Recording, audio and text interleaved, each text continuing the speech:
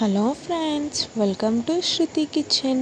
కొత్తగా మన ఛానల్ని చూసేవాళ్ళు తప్పకుండా సబ్స్క్రైబ్ చేసుకోండి. పక్కనే ఉన్న బెల్ ఐకాన్ని యాక్టివేట్ చేసుకోండి. నేను అప్లోడ్ చేసే ప్రతి రెసిపీ మీకు నోటిఫికేషన్ ద్వారా వస్తుంది.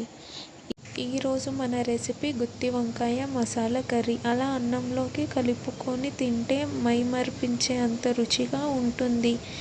ఆ ప్రాసెస్ ఏంటో ఇప్పుడు చూద్దాం. స్టవ్ ఆన్ చేసి ప్యాన్లోకి అరకప్పు అన్ని పల్లీలు తీసుకోండి. ఒక 2 నిమిషాలు దోరగా ఫ్రై చేయండి.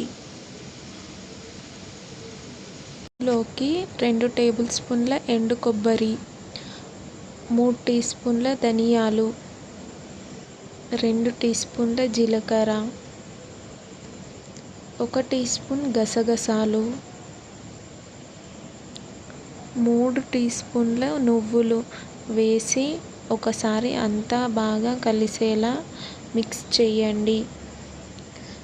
స్పైసెస్ వచ్చేసి 4 నుంచి 5 లవంగాలు, 5 ఇలాచీలు, ఒక 2-3 దాల్చిన చెక్క వేసి ఒకసారి బాగా మిక్స్ చేయండి.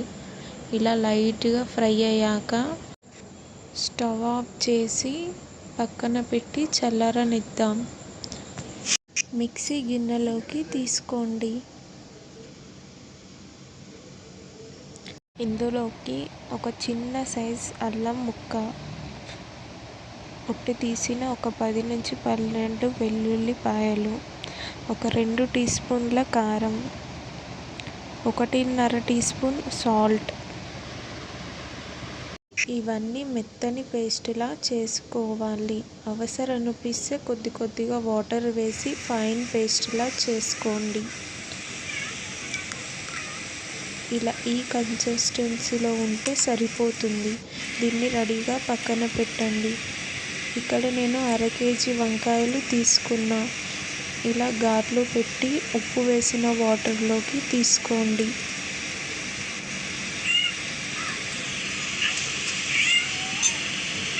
స్టవ్ ఆన్ చేసి ప్యాన్లోకి 2 టీ స్పూన్ల నూనెని తీసుకోండి. ఆయిల్ బాగా హీట్ అయ్యాక ఇందాక మనం పక్కన పెట్టిన వంకాయలను తీసుకోండి. ఇలా ఫ్రై చేసి కర్రీలో వేయడం వలన కర్రీ చాలా టేస్టీగా వస్తుంది. ఇవి ఒక 50 to 60% ఫ్రై అయితే సరిపోతుంది. ఇలా ఫ్రై అయ్యాక ఇంకొక ప్లేట్లోకి తీసుకోండి. ఇలానే అన్ని వంకాయలను ఫ్రై చేసి తీసుకోండి. ఇవి ఒక 5 నిమిషాలు చల్లారనిద్దాం. ఆ తర్వాత ఈ మసాలా పేస్ట్ని అన్ని వంకాయలలో స్టఫ్ చేయండి. దీన్ని రెడీగా పక్కన పెట్టి స్టవ్ ఆన్ చేసి ప్యాన్లోకి ఒక 3 నుంచి 4 టేబుల్ స్పూన్ల ఆయిల్ తీసుకోండి. ఆయిల్ బాగా హీట్ అయ్యాక ఒక 1/2 టీ స్పూన్ ఆవాలు, 1/2 టీ స్పూన్ జీలకర్ర వేసి లో ఫ్లేమ్లో 1 నిమిషం ఫ్రై చేయండి. 1 కప్పు సన్నగా తరిగిన ఉల్లిపాయలు వేసి దోరగా ఫ్రై చేయండి. ఇందులోకి ఒక 2 రెమ్మల కరివేపాకు వేసి మిక్స్ చేయండి. ఇందాక మనం పక్కన పెట్టిన వంకాయలను తీసుకోండి. ఒకసారి అంతా కలిసేలా బాగా మిక్స్ చేయండి.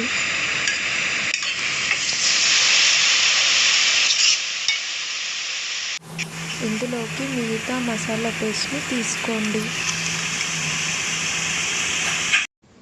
అంతా కలిసేలా ఒకసారి బాగా మిక్స్ చేయండి.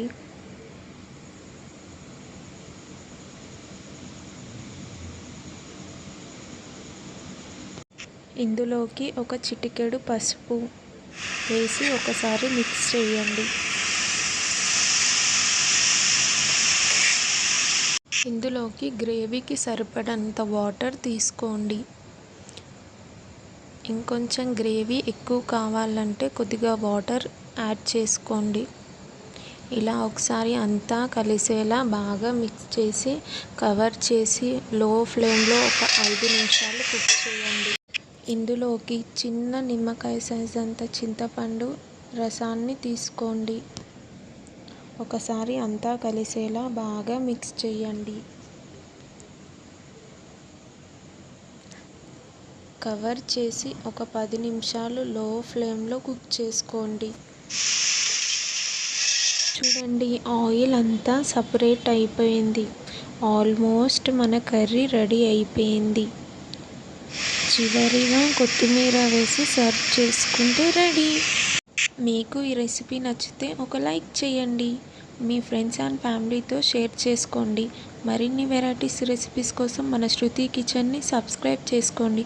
పక్కనే ఉన్న బెల్ ఐకాన్ని క్లిక్ చేయండి. Thank you for watching.